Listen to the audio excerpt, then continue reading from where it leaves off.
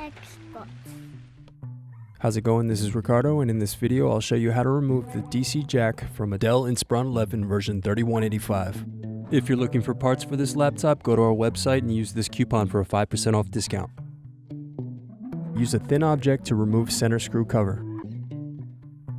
Now unscrew and remove bottom base cover.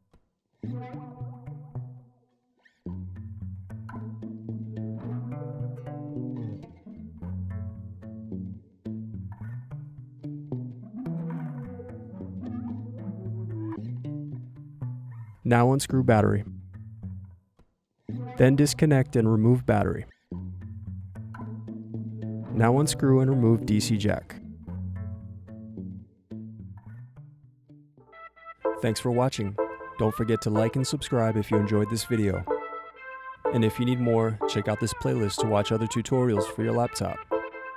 You can also click here to find parts for your laptop at partspeople.com.